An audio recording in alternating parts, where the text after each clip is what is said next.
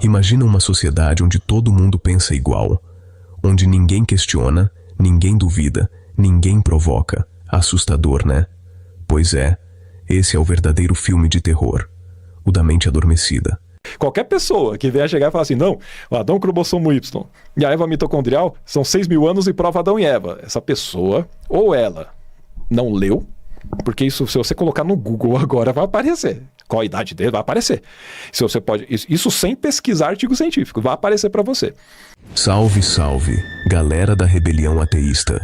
Aqui quem fala é a voz da dúvida, o grito da razão, o tapa de realidade em plena era da crença cega.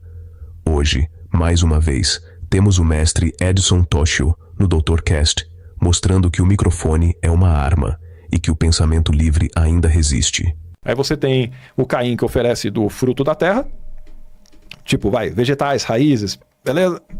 Deus não gosta. Aí vem Abel e oferece carne. Deus é churrasqueiro, né? Se você for pegar ali toda a parte do Velho Testamento, ele ensinando a fazer sacrifício pra caramba. Pra caramba. O churrasco ali tinha que estar bonitinho pra subir nas narinas de Deus o cheiro da carne e ele realmente se agraciar com aquilo e assim decidir abençoar o povo. Então Deus é churrasqueiro. Então já chega daquele jeitinho, se inscreve no canal Rebelião Ateísta, ativa o sininho, comenta, compartilha com a galera e espalha o raciocínio onde ainda reina o dogma. Porque a gente não tá aqui pra converter ninguém, a gente tá aqui pra acordar quem ainda dorme. E por que Jesus também não prestaria? Porque, basicamente, dependendo dos textos que você for pegar, né? Porque o pessoal gosta de fazer o cherry picking, ou seja, vai pegar só algumas passagens que parecem bonitas e tiram de todo o contexto. Por exemplo, você chegar e falar assim que você tem que amar o próximo como a ti mesmo, e isso daí, isso é bom, né? Eu falei, só isso eu falando assim é bom.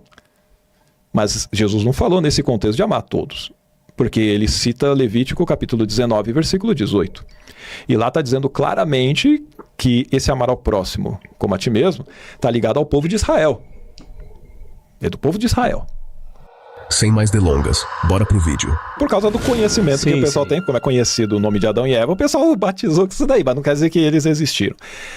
Quando fala da Eva mitocondrial, basicamente é o que essa parte da mitocôndria que é passada para as mulheres, né? Também para os homens e tal, só que as mulheres que passam, né? Basicamente, os homens não transmitem essa mitocôndria. São só as mulheres que transmitem para homem e para mulher, só que é a mulher que faz com que os outros seres ali, que vão nascer dela, tenham também essa mitocôndria. Você tem a mitocôndria, mas se você tem filhos e filhas, elas não vão receber, essas pessoas não vão receber a mitocôndria, mas vão receber o Adão cromossomo Y. Entendi. O cromossomo Y. Então, o que acontece? Quando você rastreia qual que é a parte em comum dessa mitocôndria, aí você vai chegar a uma mulher que teria vivido por volta ali de 100 a 200 mil anos atrás. Bem diferente do que alguém chegar e falar assim que foi há 6.000 anos atrás. Eu achava que era há 6.000 mais ou menos. Não. Que eles falaram que... 6.000 é para quem crê na Bíblia. Não, sim, da Bíblia. Mas eu achei que essa questão do cromossomo levava por volta de 6.000 anos atrás. Não, de 100 a 200. Já tem vários, isso aí desde 86 que tem artigos científicos publicados sobre Eva mitocondrial. E alguns ali também procurando fazer novas datações. E até onde tenha visto, não tem nenhum que baixou, por exemplo, para menos de 40 mil, por exemplo, anos. Então, atualmente, de 100 a 200 mil, pelas datações. O Adão cromossomo Y fizeram a mesma coisa. Qual foi o homem que teria essa parte em comum, que a gente é descendente deles e tal, e que foi compartilhado? E aí você vai chegar por volta de 200 a 300 mil anos. Ou seja, eles não eram um casal que fizeram os filhos juntos, entendeu? Entendi. Não, eles nem basicamente teriam se conhecido. Não era da mesma geração, não se conheceram, não acasalaram, digamos assim. Não tem nada a ver basicamente um com o outro. Mas a gente teria essa linhagem com eles. Isso, cientificamente falando, é o que existe. Não chega jamais em 6.000 anos nenhum deles, tá? E outra coisa, eles não eram os únicos. Quando fala que chegou nele, foi a primeira mulher? Não, ela não foi a primeira mulher. Essa daí seria o nosso descendente mais recente. Ou mais próximo geneticamente nosso, né? Isso. Então, é o mais recente. E outra coisa, geneticamente nosso, a gente poderia também pegar e falar de outros, né, exemplos de Homo sapiens e tudo mais também, porque a gente tem Homo sapiens mais ou menos por volta de 300 mil anos na Terra, né? Então, antes dessa Eva mitocondrial e do Adão cromossomo Y, dessas pessoas que carregavam esses genes, você tinha várias outras populações e que eles simplesmente não transmitiram para os demais. É que esses daí conseguiram passar para a descendência. Então, digamos que eu, por exemplo, tenho mais 2 irmãos homens, certo? Então, a minha mãe, ela não passou a mitocôndria dela para frente. Ela passou para mim, beleza, mas eu não passo para os meus filhos, entendi. não tem como. É só a mulher que vai conseguir passar. Então, no caso da minha mãe, essa linhagem para ali. Isso também aconteceu com os outros antes dessa Eva mitocondrial. Tá? Então, ela não era a única, ela vivia numa população grande e que tinham outras mitocôndrias lá e que não passaram. Simples assim. O dela passou. Acabou passando. E do homem do mesmo jeito. Por exemplo, se tem um homem que só tem filhas, eu tenho um tio que só tem filhas. Ah, não, agora eu tenho um filho. Então, assim, é mais recente. Mas, assim, só esse pequeno que teria, então, o cromossomo Y dele. Os outros não. Tá? Então, funcionaria desta forma aí. Então, isso vai acontecendo aleatoriamente. Então, isso não prova de forma alguma que existiu Adão e Eva. Ao contrário, prova que essa história da mitologia é errada, é falsa. A ciência ela desbanca completamente isso. Qualquer pessoa que venha chegar e falar assim, não, o Adão cromossomo Y e a Eva mitocondrial são 6 mil anos e prova Adão e Eva. Essa pessoa, ou ela não leu, porque isso, se você colocar no Google agora, vai aparecer. Qual a idade dele, vai aparecer. Se você pode, isso sem pesquisar artigo científico, vai aparecer para você. Se você for além, aí você vai descobrir um monte de coisa. Então, ou ela não leu, acreditou na historinha furada que algum pastor, algum líder religioso falou, ou ela sabe, e ela é uma desonesta intelectual do caramba, e ela tá querendo enganar a galera. Simplesmente para fazer com que a mitologia dela continue sendo sustentada com um viés científico para tentar dar um ar de autoridade. Mas, obviamente, mentindo, né? Essa é a realidade. Tem coisas aí, hein, cara.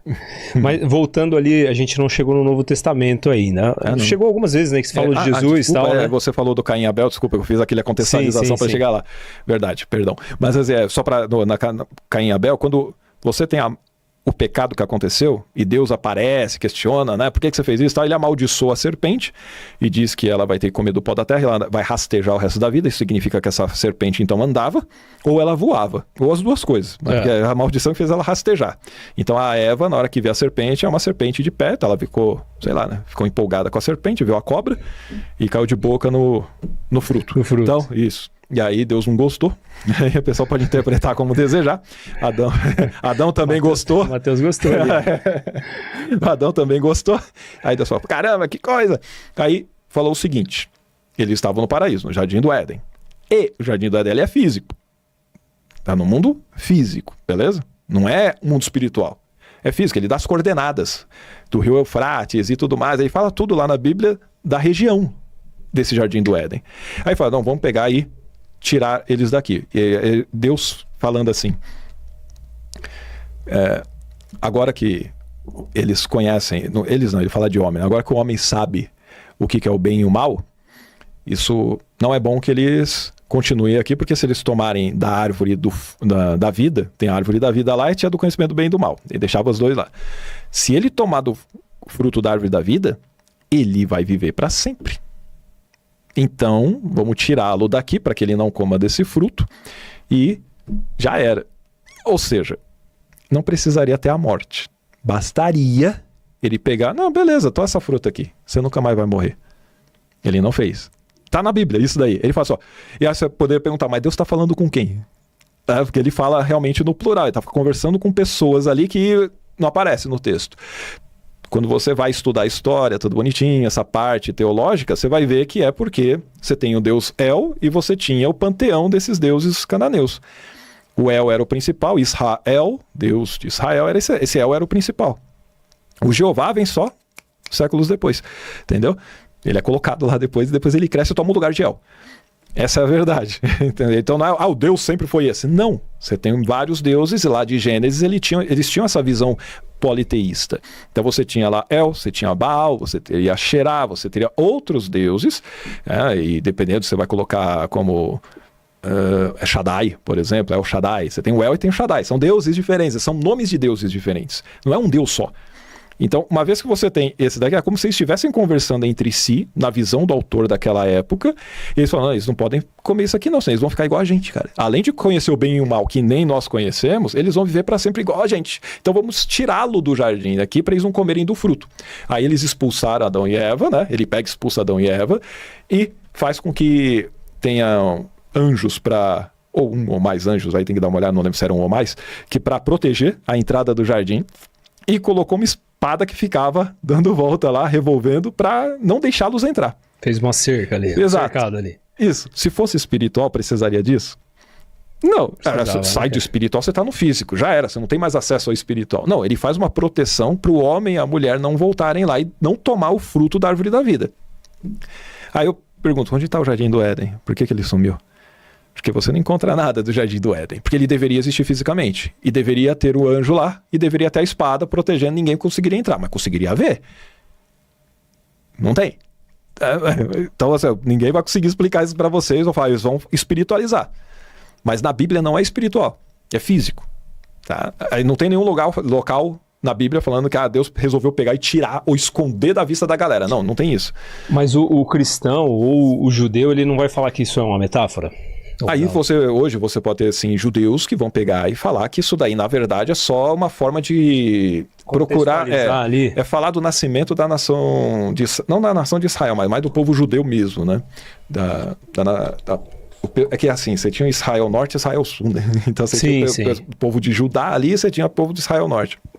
Então, esse conto aí seria mais para privilegiar a visão do Sul, entendeu? Então, seria como se estivesse fundando, digamos, a nação ali deles, tá? Seria um mito de fundação. Então, isso aí para muitos judeus, eles podem chegar e falar, não, realmente, isso daqui é só uma mitologia para contextualizar como que, de repente, veio o nosso povo. Não está falando que é a criação de todos os povos, é do judeu, pronto. Morre lá. Tem gente que vai falar isso sim. É que na época que isso foi escrito e na maneira como isso era ensinado e dentro do próprio cristianismo, não. Era literal. Os ensinamentos você tem, e tanto nas epístolas de Paulo, assim como você vai ter ali em outras cartas ou no próprio evangelho, a ideia é exatamente literal. Já existiu o Jardim do Éden, existiu Adão e Eva, realmente teve o pecado, aconteceu isso, por isso Jesus tem que morrer, então Jesus morreu à toa, certo? Esse Jesus é da Bíblia, que eu falo que ele não existiu, é uma mitologia criada, mas esse personagem morreu à toa, porque ele morreu em nome de uma mentira. Mas pensando num contexto de mentira, tudo bem. O problema é que a pessoa acredita que isso é verdade. E tem gente que deu a vida por isso daí. Morreu à toa também, né? Até hoje, né? Morreu à toa também. Tem gente que dá a vida pelo islamismo também. Sim. Outras religiões, né? Sim. No hinduísmo também, é normal. É normal, é uma pena, né? Mas assim, é normal o pessoal acreditar a ponto de entregar a própria vida.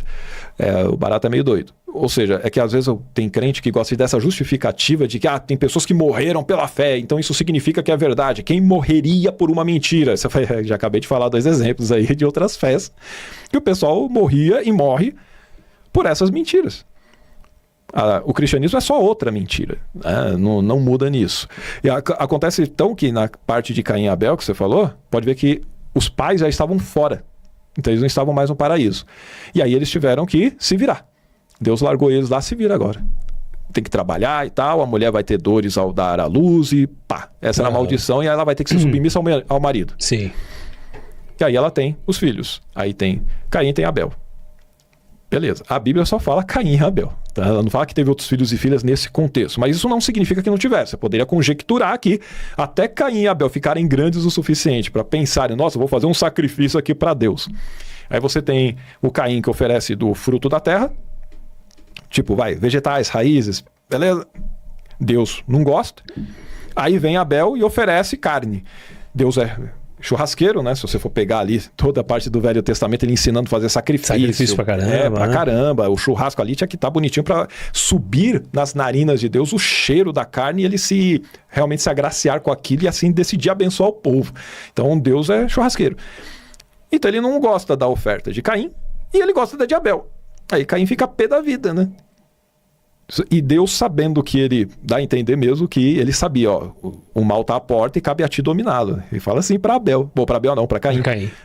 Interessante que ele não avisa Abel. Ele fala para Caim, mas ele não avisa. Fica esperto com o teu irmão. Não fala nada. Aí Caim pega ele de surpresa e mata. na hora que mata ele, aí vai assim, ué, onde tá teu irmão Abel? Eu falei, ele não sabia? Eu falei, ele sabia. E aí comenta assim, eu por acaso sou cuidador do meu irmão para saber onde ele tá? Ele fala, o que você fez? A terra tá clamando pelo sangue dele, clama da terra para mim. Eu falei, ele sabia. Para que ele chegou lá? Onde é que tá o seu irmão Abel? Ele poderia ter impedido. Até porque ele é onisciente, né? Ele é onisciente, ele saberia todas as coisas, ele poderia impedir, mas ele não impede. Aí tem gente desinformada que vai chegar e falar, mas isso é livre-arbítrio? Não. Porque se você for pensar, ele está respeitando apenas o livre-arbítrio do assassino. Abel não tinha o livre-arbítrio de não querer morrer? Tinha. E por que ele não respeitou esse? Resolveu respeitar do outro. Quer dizer, sempre que o pessoal usa a desculpa do livre-arbítrio é para justificar por que o mal existe. Aí a pessoa não acorda para falar, você está justificando que o seu Deus só defende o lado do mal. A vítima, ela não quer aquilo, ela teria esse livre-arbítrio de escolher não sofrer. Só que o seu Deus olha e fala, não, deixa esse. Esse daqui vai prevalecer. Afinal de contas, ele escolheu, né? Deixa ele matar essa pessoa. É um Deus porcaria. E é por isso que eu falo que Deus não presta se você for pegar essa narrativa toda. Esse Deus não presta. Jesus não é diferente. Então, dentro de todo esse contexto, seja Velho ou Novo Testamento, você tem essas histórias terríveis acontecendo e o pessoal vai justificar, não, se é Deus, Deus pode, porque Deus deu a vida, então ele pode tirar. Aí você fala que Deus deu a vida, pode tirar. Você deu a vida para os seus filhos, você pode tirar a vida deles? Não, mas você tem que ver que Deus está tentando ensinar, mas você ensina matando? É assim que você ensina? Então assim, não tem desculpa. A pessoa sempre vai se ferrar. Não tem como. E por que Jesus também não presta? Você falou que você justificou uma parte que Deus não presta. E por que Jesus também não prestaria? Porque, basicamente, dependendo dos textos que você for pegar, né? Porque o pessoal gosta de fazer o cherry picking. Ou seja, vai pegar só algumas passagens que parecem bonitas e tiram de todo o contexto. Por exemplo, você chegar e falar assim que você tem que amar o próximo como a ti mesmo. E isso daí, isso é bom, né? Eu falei, só isso eu falando assim é bom. Mas Jesus não falou nesse contexto de amar todos. Porque ele cita Levítico capítulo 19, versículo 18. E lá está dizendo claramente que esse amar ao próximo como a ti mesmo está ligado ao povo de Israel. É do povo de Israel. Dos outros não. Então Jesus ele não inventou isso. Ele pega o texto que está na Torá, num dos livros do Pentateuco, né, dos 5 primeiros livros, Gênesis, Êxodo, Levítico, Números e Deuteronômio. Ele pega de Levítico 19 e 18 e lá ele pega e cita isso aí. E aí tem gente que fala, não, mas ele falou a parábola do bom samaritano. Então, o samaritano não era judeu. Falou, O povo de Samaria, ele é oriundo do pessoal lá de Israel Norte que acabou fazendo filhos com outras pessoas de outros povos ali. Então acaba tendo uma mistura, uma miscigenação. Por isso eles acabam tendo uma rivalidade. Mas eles basicamente são irmãos ou primos, a gente poderia dizer, pelo menos primos. Eles são do mesmo povo, tá? E não serve. Fora aqui, isso aí é uma parte. Você pegar um outro relato, você vai ver que Jesus manda alguns pregarem o evangelho e ele fala, não entreis em cidade de samaritanos. Por quê? Se era para uma... se é para pregar todos, o evangelho, né? Só porque não entrei em cidade samaritana. Então, 2 pesos, 2 medidas ou não? Uma hora sim, outra hora não. Você tem que analisar isso. Então eu não posso só pegar uma coisa e esquecer das outras, né?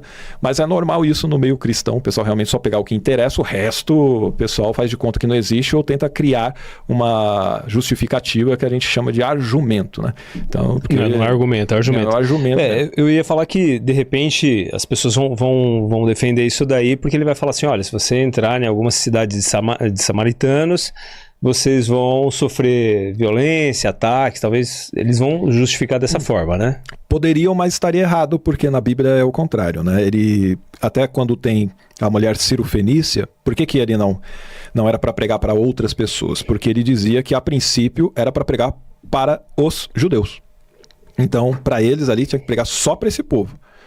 E ele falava, eu fui enviado para os judeus, acabou.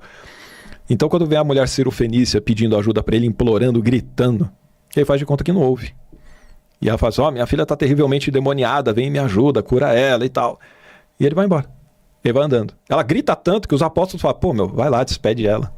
E ele vai indo, até que ela resolve passar ele, se ajoelha, basicamente se prostra diante dele.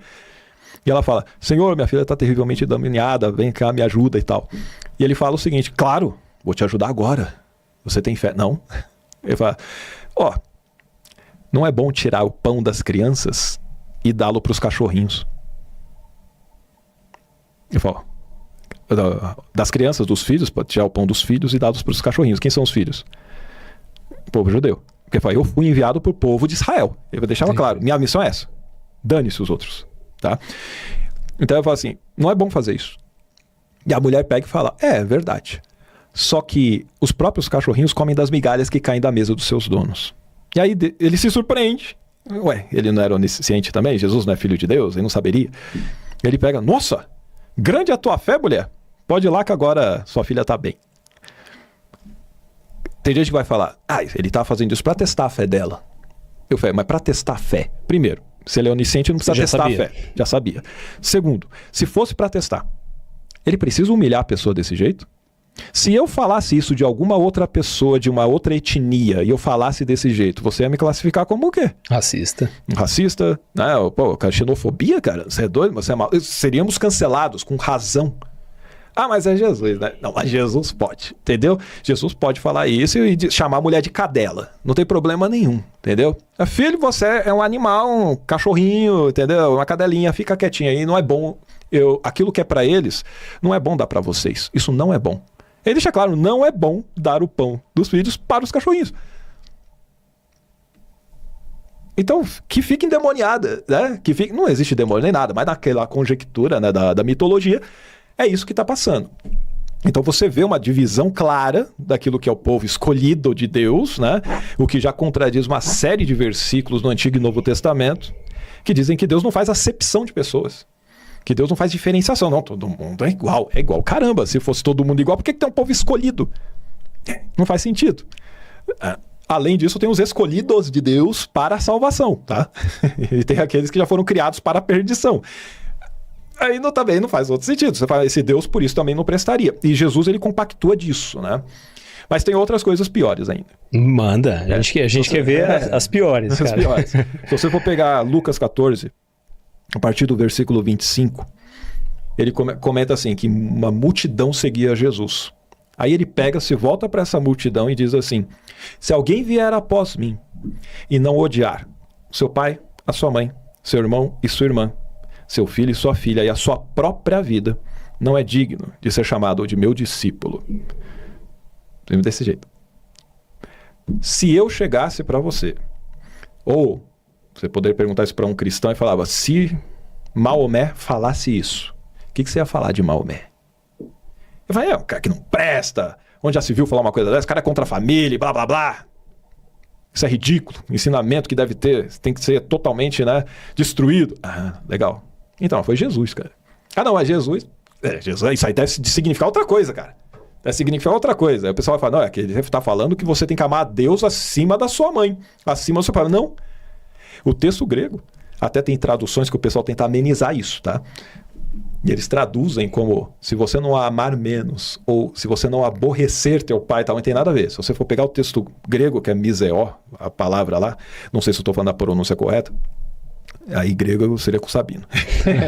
E com outros aí. Mas assim, se você for pegar ali, é realmente odiar, ser detestado e detestar. É isso que significa.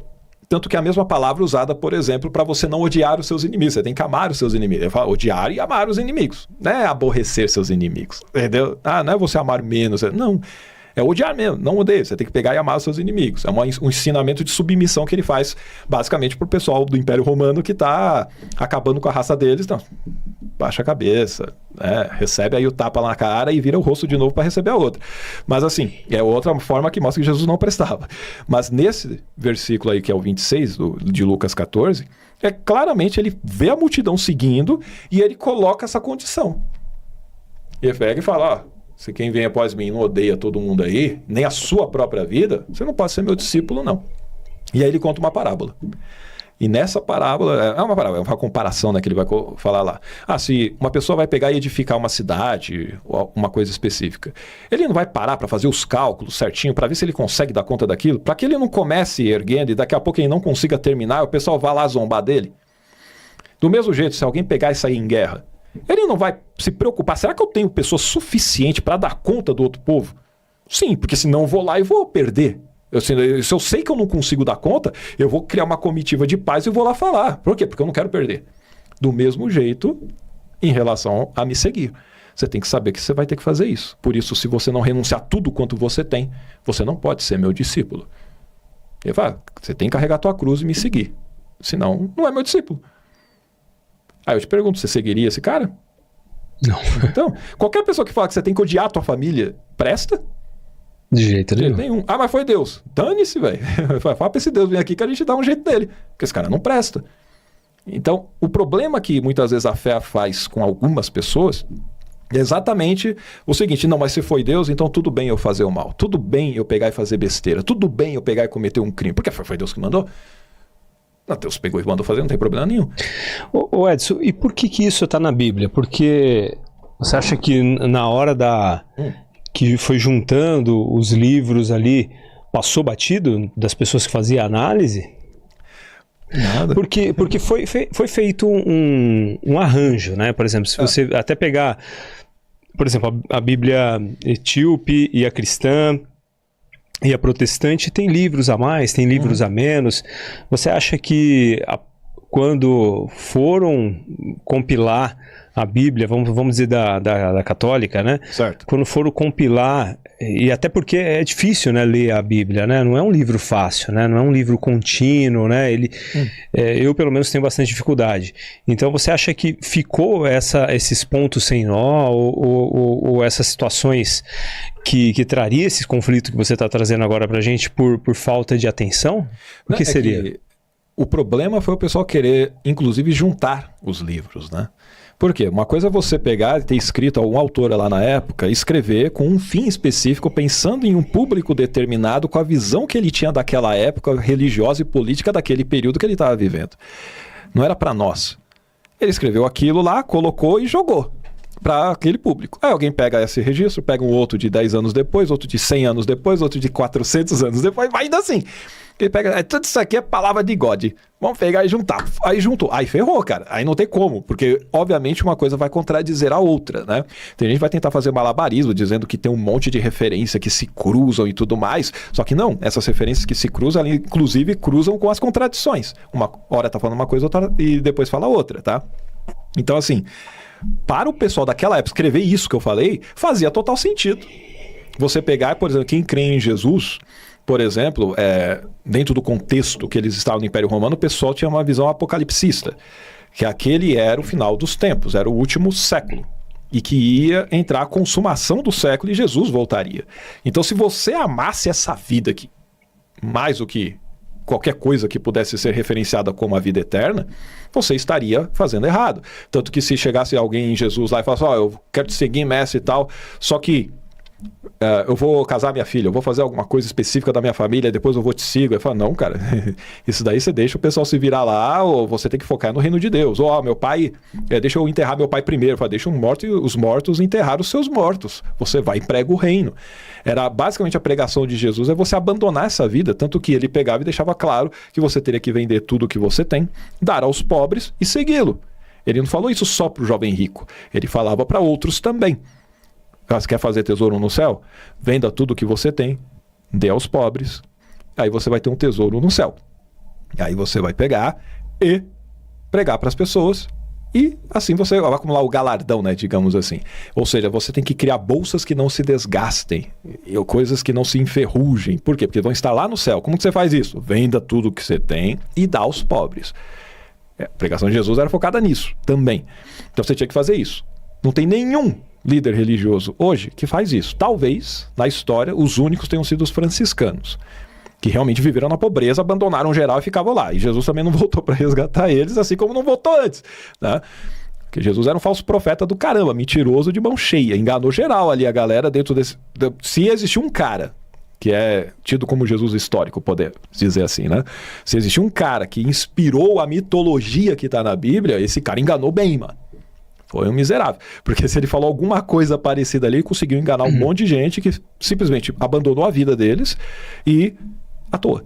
Você acha que existiu esse Jesus histórico? Eu não duvido, não duvido. Não seria talvez a visão, o Jesus que na academia hoje é mais como um consenso, digamos assim, ou pelo menos a maior parte da galera defende, que tem um Jesus histórico, que teria sido um analfabeto lá de Nazaré, de acordo com as descobertas recentes, que o povo lá, a maioria era analfabeto e tudo mais, o que contradiz o que está o relato bíblico, né?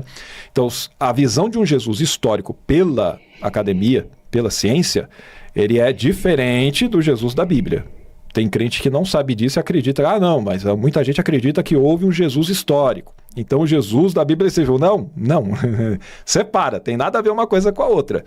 Uma coisa é uma coisa, outra coisa é outra coisa. O que está na Bíblia não existiu, esquece. Isso aí é mitologia. Pode ter existido um cara que influenciou a criação dessas histórias? Sim, pode ter, porque você tinha líderes religiosos ali na época, inclusive com essa visão apocalipsista, e que, obviamente, podem ter influenciado um grupo, e esse grupo foi o que acabou levando partes da mensagem dele, por exemplo. Tá? E aí depois o pessoal incrementou pra caceta e cada vez mais o pessoal foi floreando. Tudo bem. Por que eu digo que não necessariamente tenha sido essa pessoa? Eu falo porque lá o próprio Flávio Joséfo, que muitos gostam de utilizar a justificativa que o Flávio Joséfo, ele fala lá de Jesus ou do irmão de Jesus e tudo mais, e que por isso eu tenho um registro de um historiador que está dizendo que houve esse Jesus. Não quer dizer que ele fez milagre, não. Mas que houve um Jesus que influenciou a galera. Tá, tudo bem. Lá também fala de Jesus, filho de Ananias, o próprio Joséfo. E que estaria na época dele, porque Jesus... É um nome comum da época, Jesus? É um nome comum. Só que lá os historiadores que vão defender a visão do Jesus histórico é porque ele fala Jesus chamado Cristo. Então ele faz uma separação. Tá? Ele fala. E ele fala sobre Tiago, que era irmão de Jesus, chamado Cristo. Então ele deixa isso separado lá. Eu poderia dizer que, assim, que Joséfo ele está bem depois, né? De Jesus ter existido. O Joséfo não viu Jesus, ele não testemunhou nada de Jesus. Isso aí foi feito depois da queda do templo, que foi lá para o ano 70 depois de Cristo. Jesus teria morrido do ano 30, tá? 30 ou 33. Então, assim, pensando nisso aí, como é que ele ficou sabendo quem era Tiago? O que aconteceu? Alguém contou para ele.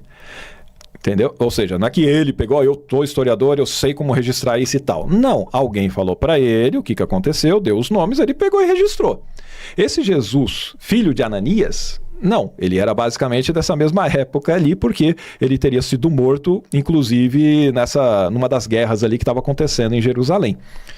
Ou seja, esse Jesus que ele descreve é muito semelhante às histórias que você pega quando Jesus está apanhando pra caramba, sofrendo e um monte de coisa, e ele não reclama. Esse Jesus, filho de Ananias, você já viu a história dele? Não. Então ele era tipo um profeta doidão, que ele chegava e ficava gritando, ai de ti, Jerusalém, ai de ti, Jerusalém. Tá, acho que eu já ouvi alguma coisa assim. Ele ficava falando isso daí, dizendo basicamente que Jerusalém ia ser atacada, que ia cair o templo e tal, e falava várias coisas do gênero, sempre repetindo a mesma coisa. Só que o pessoal já considerava ele um cara louco, né? Exato, só que só consideraram louco depois que pegaram ele, os romanos prenderam ele, deram várias chicotadas, acabaram com o cara, e ele não reclamava.